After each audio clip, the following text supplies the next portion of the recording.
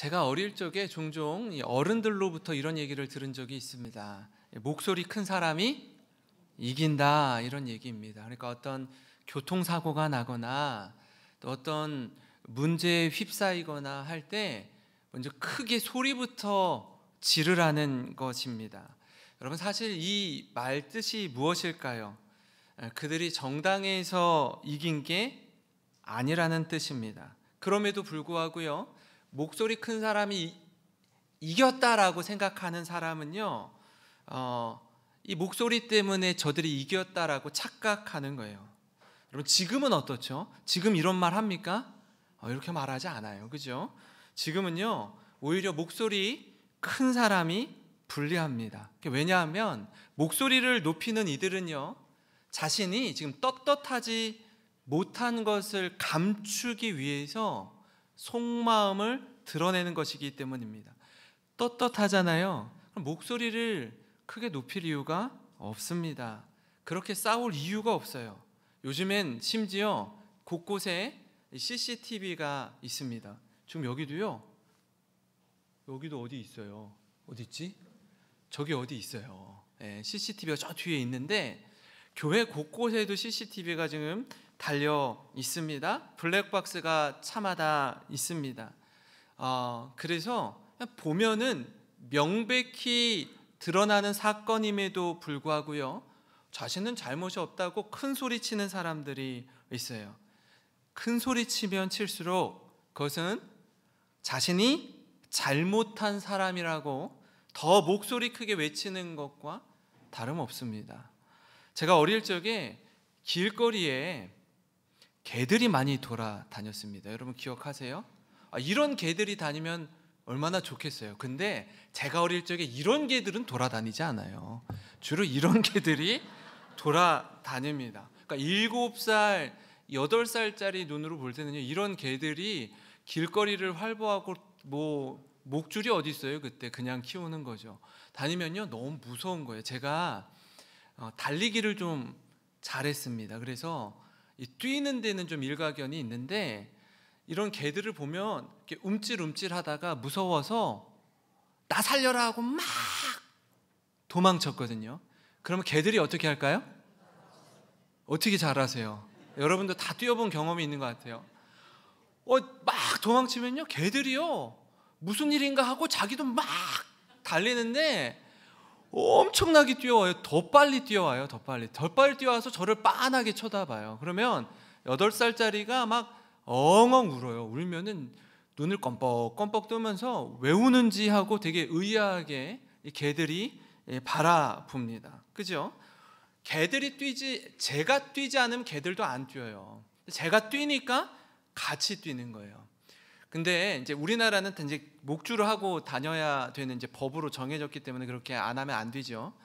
성경 유적지 탐방을 하는 중에 로마와 그리스를 지나서 튀르키예를 딱 갔는데 과거에 우리나라의 모습이 딱 펼쳐지는데 개들이요, 그냥 너무나 자유롭게 이렇게 다니는 거예요. 근데 개와 사람이 너무나 친밀하게 지내요. 막 저만큼 덩치 있는 개가 이렇게 옆에 와가지고서 가이드가 성경 유적지 가이드를 하는데 개들도 같이 따라다니더라고요. 이렇게 자기들이 가이드 하겠다는 듯이 졸졸졸졸 따라와서 우리가 서면 자기도 서고 우리가 가면 자기도 가고 너무나 이 친밀한 그런 분위기인 거예요. 그래서 여기 옛날에 우리나라와 비슷하구나. 개도 사람을 무서워하지 않고 사람도 개를 무서워하지 않더라고요. 지금 우리는요, 이 개와 고양이를 키우면서 반려견, 반려묘라고 합니다. 그만큼 사람들과 가까워졌고, 특별히 요즘은 홀로 사는 1인 가구가 많다 보니까 또 서로 의지도 되고 위로도 됩니다. 여러분, 그런데도 불구하고 이 개를 다루는 프로그램들을 이렇게 보다 보면 무서운 개들이 있죠. 막 이렇게 그 뭐라 그러죠? 이렇게 입질을 하는 개들이 가끔씩 있습니다. 으르렁거리고. 왜 그럴까요, 개들이? 개가 왜 으르렁거리고 막 소리를 지르고 심지어는 물기까지 할까요? 왜 그렇게 위협하죠? 에? 지가 무서워서 그런 거예요. 개들이 사람을 보고 무서운 거예요. 자기를 공격할까 봐. 그래서 무서워서 짖는 거예요. 가까이 오지 말라고, 한 발자국만 더 가까이 하면 앙 하고 물겠다고 개들이 짖는 겁니다. 큰 소리를 내면 낼수록 이렇게 생각하시면 돼요. 저 개가 무서워하고 있구나. 저 개가 지금 두려움에 사로잡혀 있구나. 이렇게 이해하면 정확합니다. 제가 왜 이 저녁 시간에 자꾸 개소리를 할까요? 여러분, 이게 오늘 말씀과 연결되기 때문에 그래요. 연결되기 때문에 21장부터 이어지는 상황을 보면 이렇습니다. 바울 한 사람을 중심으로 바울 주위에 모인 사람들이 바울을 해하기 위해서 얼마나 열심히 바울에게 달려드는지 몰라요. 그리고 아시아에서 온 유대인들마저도 무리를 막 충동시켜서 군중 심리를 이용해서 바울을 어떻게 해서든지 해치려고 합니다. 저들의 모습을 보면요, 얼마나 살기 등등한지 모릅니다. 바울 한 사람과 온 무리가 다툽니다. 바울 한 사람에게 온 군중이 무섭게 달려들어요. 그런데 바울은 어떻게 하죠? 여러분, 군중들의 소동에도요, 바울은 동요하지 않아요. 저들의 위협에도 전혀 주눅들지 않습니다. 그리고 자신이 해야 할 말을 너무나 차분하게 그리고 담대히 말합니다. 사실요, 정말 무서운 사람은요, 이런 사람이에요. 사람들이 위협하고 윽박지르고 해하려고 달려드는데 전혀 요동하지 않아요. 차분하게 자신이 해야 할 말을 담대히 말하는 사람, 이런 사람이 진짜 무서운 사람이에요. 여러분, 이 정도로 위기감을 느끼고 이 정도 군중들이 무섭게 몰아치기 시작하면요, 대부분은 10중 8구 낙심에 빠집니다. 아무리 강심장이어도요, 아무리 마음을 다잡아도요, 그런 분위기, 그런 막 윽박지르는 가운데 있다가 밤에 집으로 돌아가서 모두 다 잠들고 조용해진 시간에 혼자 가만히 지난 낮 시간에 있었던 걸 생각하면요, 두려움이 확 엄습해요. 공포에 질리는 거예요. 깊은 절망에 사로잡힐 수 있습니다. 근데 바울을 가만 보면 여러분, 절망 중에 낙심하지 않습니다. 이게 어떻게 가능할까요? 바울도 사람이잖아요, 사람. 근데 이게 어떻게 이렇게 담대할 수 있을까요? 놀랍지 않습니까? 저 이게 너무나 궁금하더라고요. 오늘 이 시간에 바로 이 부분을 여러분과 함께 살펴보려고 합니다. 바울이 이런 위협 속에, 이런 절체절명의 위기의 순간에 낙심하지 않는 이유를 좀 살펴보려고 합니다. 그 첫 번째로는요, 결정적인 순간마다 하나님은 바울 곁에 돕는 자를 붙여주시더라고요. 제가 이 사도행전 말씀을 여러분과 함께 나누고자 묵상하고 연구하고 준비하면서 참 흥미로운 부분들이 곳곳에 담겨 있더라고요. 결정적인 순간마다 하나님은요, 바울 곁에 돕는 자를 붙여주십니다. 오늘 말씀을 보면 22장 마지막 절 말씀부터 우리가 좀 살펴보기를 원하는데요, 30절입니다. 30절 같이 한번 읽어보겠습니다. 시작. 이튿날 천부장은 유대인들이 무슨 일로 그를 고발하는지 진상을 알고자 하여 그 결박을 풀고 명하여 제사장들과 온 공회를 모으고 바울을 데리고 내려가서 그들 앞에 세우니라. 아멘. 여러분, 우리가 지난주에 말씀을 하나 살펴봤습니다. 지난주 말씀의 제목이 뭔지 기억나세요? 일주일 전 설교 제목을 기억하시는 몇몇 분들이 그냥 놀랍습니다. 그죠? 어제 일도 기억이 안 나는데, 히든 카드라고 했습니다. 히든 카드.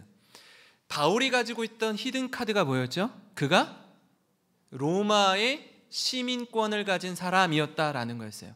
단 한 번도 1차, 2차, 3차 전도 여행을 하면서 자신이 로마 시민권자라는 걸 밝힌 적이 없습니다. 두들겨 맞더라도. 거반 죽은 것처럼 되어서 시체처럼 성 밖으로 내버려질 때에도 한 번도 이 이야기를 한 적이 없어요.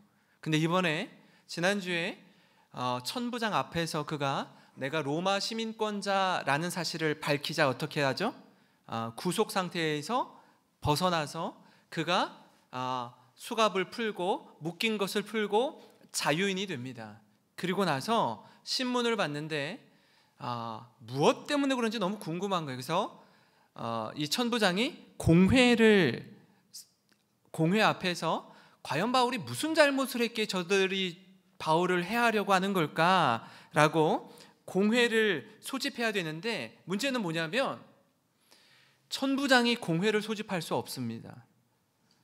누가 공회를 소집할 수 있냐면 대제사장이 공회를 소집할 수 있어요. 공회는요, 대제사장, 제사장, 서기관들과 장로들로 구성이 됩니다. 이제 바울은 결박을 푼 자유인의 상태에서 공회의 피고인으로 출석합니다. 그래서 바울이 공회 앞에서 말을 하는데 아나니아가 바울의 입을 치라라고 이야기해요. 그러니까 바울이 흥분해가지고 네가 뭔데? 네가 율법을 마음대로 해석하면서 나를 치라고 하느냐라고 이제 반박을 합니다. 이 기가 막힌 상황에 항의하는 거예요. 그런데 바울은 모르고 있었는데 그렇게 말한 그 사람이 대제사장 아나니아였습니다. 여러분, 성경을 보면 아나니아라는 이름이 자주 등장하죠. 그죠? 사도행전에 가면 초대교회가 세워졌을 때 그 자신의 재산을 팔아서 헌금했던 아나니아와 삽비라 부부가 있습니다. 그죠? 그리고 바울이 다메섹 도상에서 해보다 더 밝은 빛에 의해서 시력을 잃고 다메섹의 사람들에게 끌려갔을 때 바울의 눈을 밝혀준 사람의 이름도 아나니아입니다. 그죠? 아나니아예요.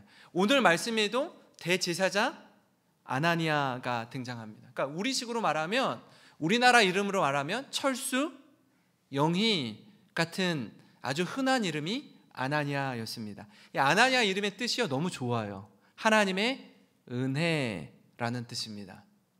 하나님의 은혜. 여러분도 하나님의 은혜라는 이름의 뜻을 가진 우리 중고등부 친구들이 있죠. 하나님의 은혜를 줄여서 하은이, 그죠? 이름 많아요.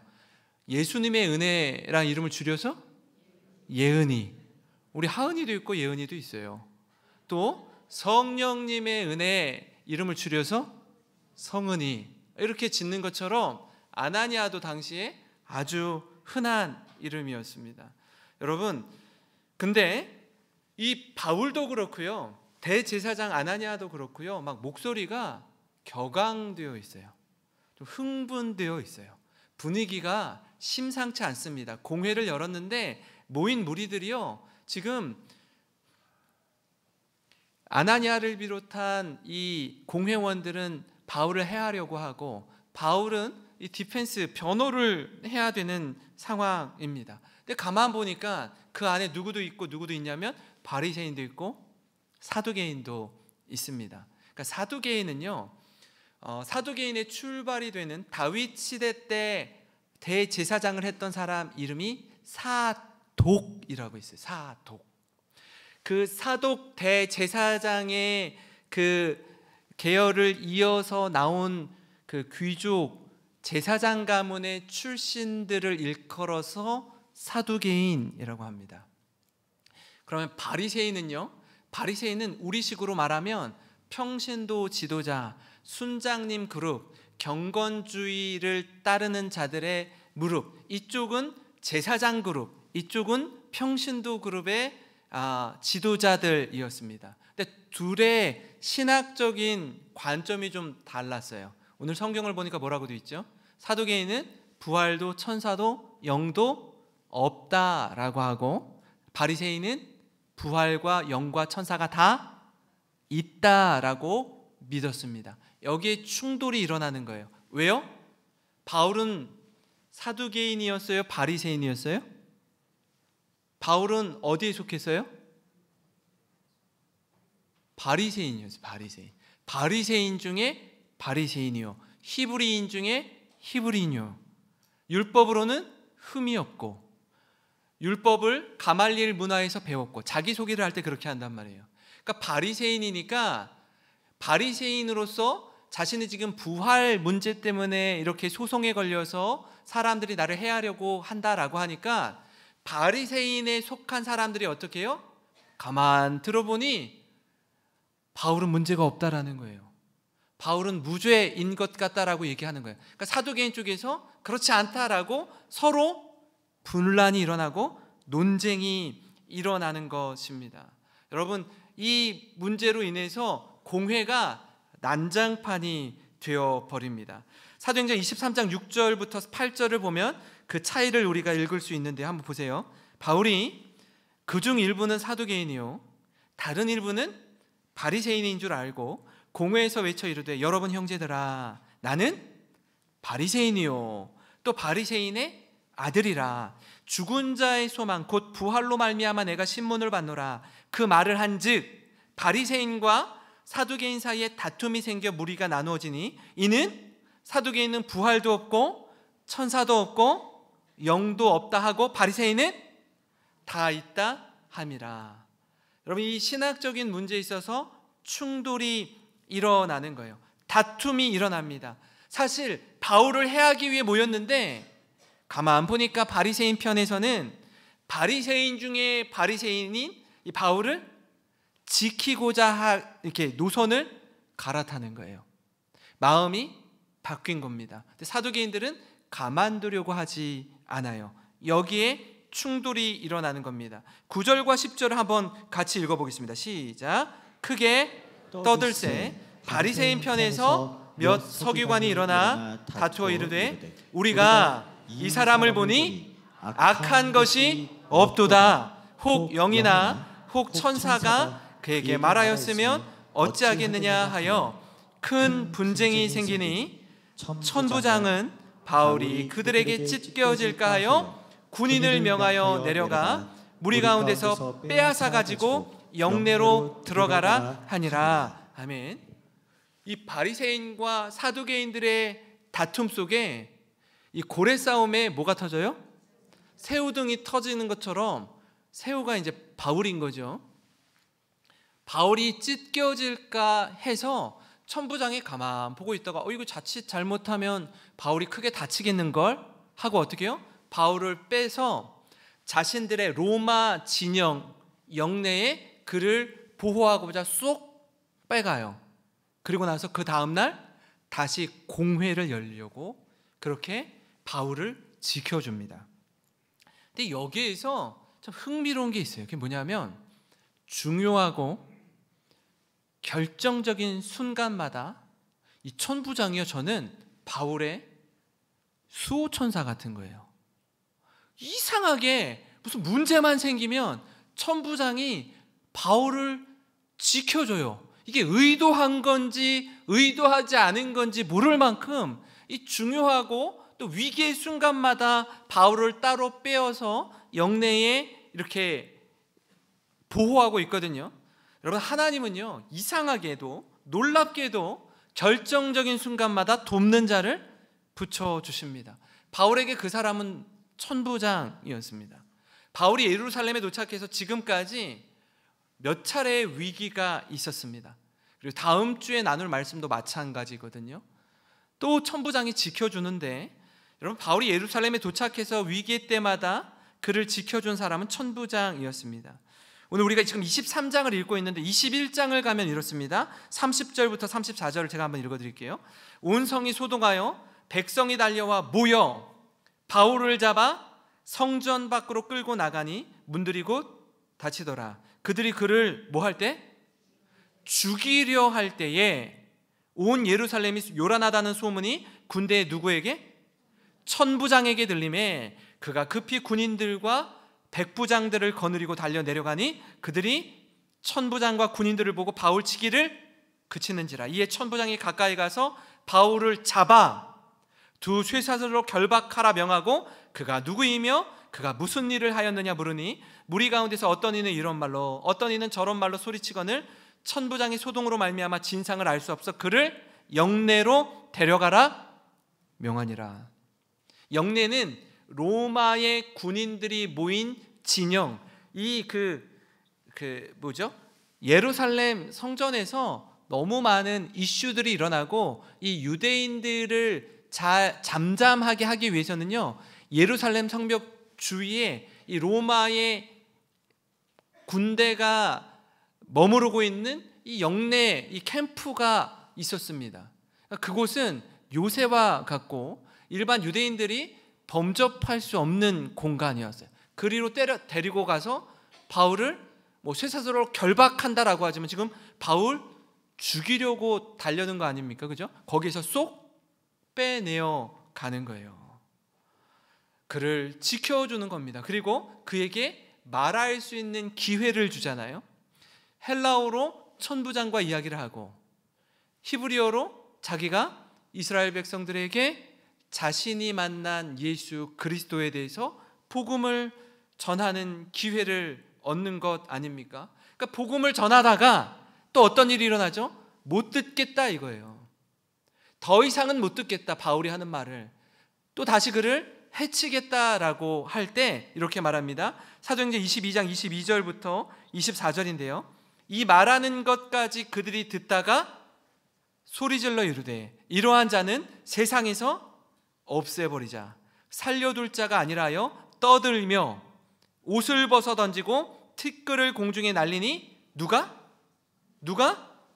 천부장이 바울을 영내로 데려가라 명하고 그들이 무슨 일로 그에 대하여 떠드는지 알고자 하여 채찍질하며 신문하라 한대. 그러니까 여기서 또 다시 바울을 빼가는 거예요. 신기하지 않아요? 오늘 말씀도 마찬가지 아닙니까? 천부장이 바울을 또 지켜주고 보호해 주는 거예요. 타이밍이요, 기가 막힙니다. 위기의 상황마다, 일촉즉발의 순간마다 누가 도와요? 의외로 천부장이 바울을 지켜줍니다. 여러분, 하나님이요 결정적인 순간마다 바울 곁에 돕는 자를 붙여주셔요. 우리는 지금 이 말씀을 통해서 전후 문맥을 알고 나니까 이게 파악이 되지만 당시 바울 입장에는요, 이상하다, 희한하게 내가 위기에 처할 때마다 천부장이 어떻게 이렇게 개입해서 나를 지켜주지? 보호해주지? 놀랍고 감사할 따름입니다. 사랑하는 성도 여러분, 우리 인생도 마찬가지예요. 사계절의 변화처럼 우리 인생에도 인생의 사계절이 있습니다. 격동의 시간이 있어요. 때로는 모질게 들이치는 찬바람에 모든 것이 다 날아갈 것 같은 그런 절망에 빠질 때가 있습니다. 희망의 빛 한 줄기조차 보이지 않는 칠흑같이 어두운 밤을 보낼 때가 있습니다. 그러나 한 가지만 기억하시기를 바랍니다. 이 결정적인 순간마다 우리 주님께서 저와 여러분에게 돕는 자를 붙여주시는 줄 믿으시기 바랍니다. 살 소망을 주셔요. 절망 중에 낙심하지 않게 하십니다. 여러분, 이 말씀을 믿고 벌떡 일어나 소망 가운데 살아가시는 우리 모든 성도님 되시길 주님의 이름으로 축원합니다. 여러분, 그런가 하면요, 절망 중에 낙심하지 않는 또 다른 이유는 뭐냐면 천부장이 그렇게 지켜주는데 더 중요한 게 있어요. 뭐냐면 곁에서 우리 주님이 격려해 주신다라는 거예요. 앞서 나눈 것처럼 여러분, 누군가 돕는 자를 붙여주시는 것, 이게 엄청난 힘이 되고 격려가 됩니다. 그렇지 않습니까? 마치 수호천사처럼 누군가 우리를 알고 계시고 보고 계시고 지켜주듯이 결정적인 순간마다 이 돕는 자를 통해 위기를 극복하게 하셔요. 근데 그것보다 더 위로와 힘이 되는 건 뭔지 아십니까? 어떤 특정한 사람, 몇몇 사람이 아니라 우리 주님이 우리를 격려해 주시는 거예요. 그 어떤 위로, 그 어떤 격려와 비교가 불가합니다. 예루살렘에서 바울이 당하는 고난이 얼마나 위태로운지 풍전등화와 같은 모습이에요. 이런 기가 막힌 상황에 하나님이 천부장을 통해 보호해 주십니다. 생명싸게 보호해 주던 것처럼 말이에요. 여기서 한 걸음 더 나아가서 어떻게 해요? 이제 한숨 돌리고 고요해진 밤중에 우리 주님이 바울 곁에 찾아오셔서 이렇게 말씀하셔요.